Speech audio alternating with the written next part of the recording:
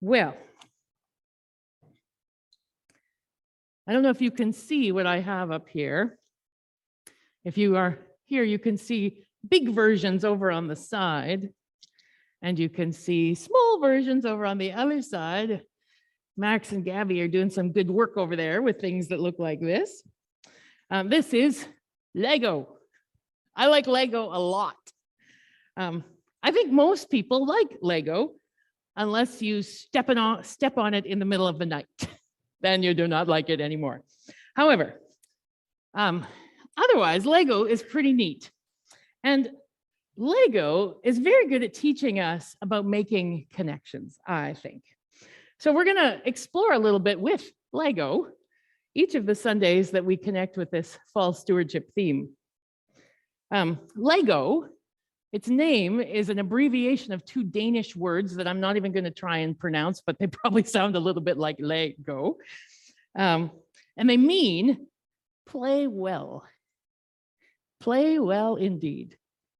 And the thing about Lego is that it was created for the purpose of connection. By itself, one Lego brick is not that fun. You can't do much with it. But if you have just 6 of them, how many is here? 1, 2, 3, 4, 5, 6. Oh, take one off. So if you have just 6 Lego bricks, can you guess how many different combinations there are of ways that you can connect just 6 Lego bricks like this? Do you have any guesses? Think about the number in your heads. Have you got a number? Have you got a guess in mind about how many combinations you think that these 6 bricks could come together in? Wait till I tell you the real answer. More than 900 million. People at Lego have done the math. More than 900 million different ways that these 6 bricks can go together. That is stunning and amazing. So there are important lessons I'm going to learn from Lego these 3 separate weeks. We're not doing it 3 weeks in a row. You'll just have to be surprised when the Lego appears this fall. But I think one of the lessons I'm learning from Lego already is that some things are made for connection. That's what was revolutionary about this toy when it was invented, was that it was made and created for connection. And I think people are kind of like that. I think that people are also created for connection. The Bible says they were anyway, and I think our experience says that too. And I also think that just because if there's 900 million ways to put together 6 pieces, that tells me that just because you put them together in one particular way doesn't mean that that is the best way or the only way to put them, because there's a whole lot more options for you out there. And I think that's also an important thing for people too, is just because it's my way doesn't make it the right way. Just because it's not my way doesn't make it the wrong way. The thing I really am noticing today as I look at what Gabby and Max have already done with, those of you online can't see this, but trust me when I say the things that they have over there are pretty cool.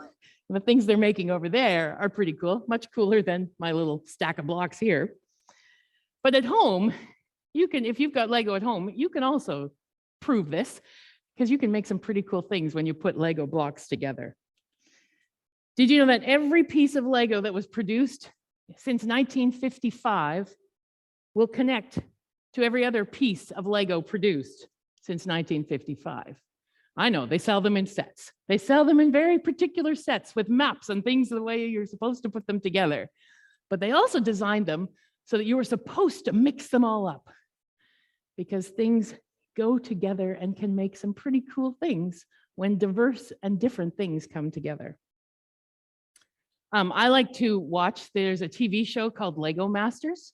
I don't know if any of you have seen this, but I like it a lot because I like to watch what they can do with Lego.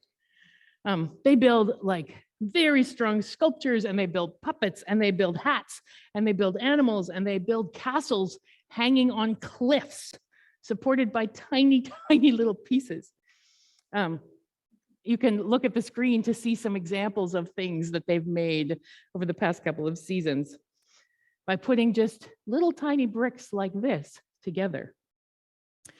As I said, any of you who are at home who have access to Lego, I'm going to invite you to dig it out. If not right now, sometime this week, and put some pieces together and see what happens.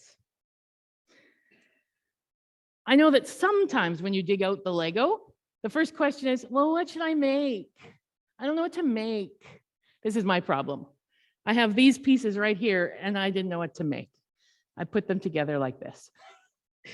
But this time, I don't want you to worry about what to make. Just put some pieces together and see what happens. It's your whole job. Put some pieces together and see what happens. If anybody here decides that they would also like to put some pieces together, there's probably more Lego over there than Max and Gabby need. Anybody remember the Lego movies? The very first Lego movie that came out, the theme song was by a Canadian group, Tegan and Sarah, and the song was "Everything is Awesome." And the words were, "Everything is cool when you're part of a team." I think that's part of what we're thinking about in this theme of making a connection, why connections matter, what connections can build. We have 2 Bible readings that talk about that today. In Ecclesiastes, the prophet talks about rope and how much stronger it is when you have more than one cord wound together. And Paul writes to the Corinthians and compares us all to different parts of the body who need to work together.